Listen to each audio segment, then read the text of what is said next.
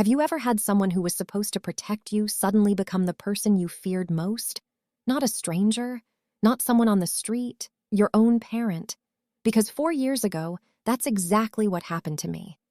And it didn't happen somewhere dramatic like a dark alley or a dangerous neighborhood. It happened in my kitchen. But before we continue, please subscribe and turn on the notification bell for updates. My name is Maya Bennett. I'm 20 years old now. But this story goes back to when I was 16, living in a small house in Dayton, Ohio, with my mom, Diane Bennett, and my older brother, Jake. At the time, nothing about that evening seemed unusual. It was just after 6 p.m., the kind of weekday night where everyone is tired, dinner is cooking, and the house smells like fried food and spices.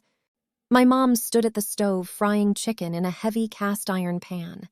The oil crackled loudly every time she turned a piece. Pops, hisses, tiny bursts of grease jumping in the air.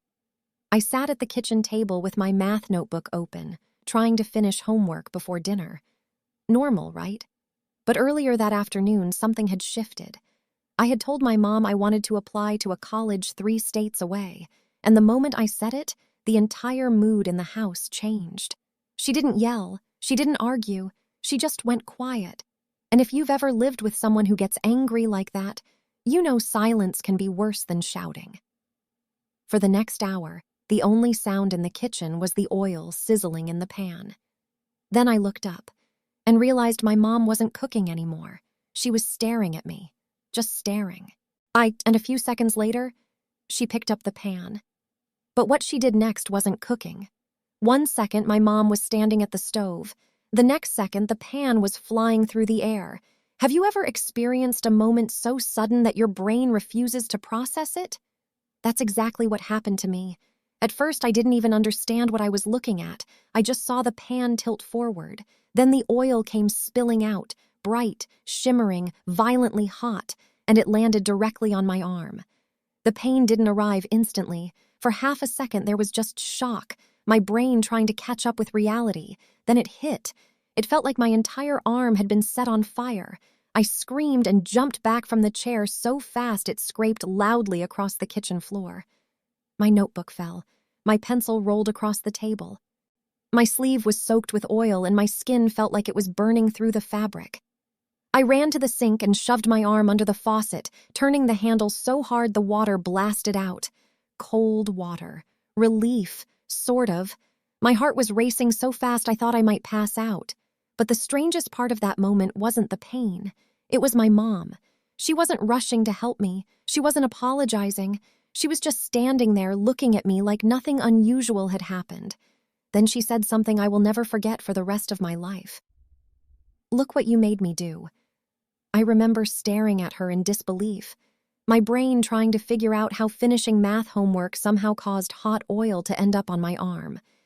But before I could say anything, before I could even fully process what had just happened, the back door suddenly creaked open. Footsteps entered the kitchen, and a man's voice spoke from behind me. "Is everything okay in here?" I turned around and saw a police officer standing in our kitchen. Now think about this for a second. What are the odds that a police officer walks into someone's kitchen at the exact moment something like that happens? Pretty close to 0, right? That's what I thought too. At the time, my arm was still under the faucet, cold water running over skin that felt like it was burning from the inside out. My whole body was shaking. I could barely think straight. But when I turned around and saw the officer standing there, everything suddenly felt very real. He looked to be in his late 30s, tall, a calm. Uniform perfectly neat, his badge read Marcus Hale. Officer Hale didn't say anything for a few seconds. He just looked around the room, first at me, then at my arm under the water, then at the cast iron pan lying on the floor, still sizzling, and finally at my mom. The silence in that kitchen felt heavy, like everyone was waiting to see who would speak first. And that's when my mom suddenly pointed at me. "She attacked me first," she said quickly. The words came out so fast it almost sounded rehearsed. I remember blinking in disbelief. Attacked her? I had been sitting at the table doing homework 10 seconds earlier. Officer Hale didn't react right away. He just kept scanning the room carefully. Then he asked a simple question. Where exactly was she standing? My mom hesitated. And that tiny pause told him more than she realized. But what neither of us knew yet was the real reason Officer Hale had even come to our house that night. And once he explained that part, the entire situation became even more serious. Here's something most people don't realize about police officers. When they walk into a situation, they don't just listen to what people say, they look at everything: the room, the objects, the positions of things. And Officer Marcus Hale was doing exactly that. While my mom kept insisting that I had somehow attacked her first, his eyes moved slowly across the kitchen. He noticed the pan on the floor. He noticed the oil splattered across the tile. Then his attention shifted to the table behind me. My chair was still pushed neatly under it.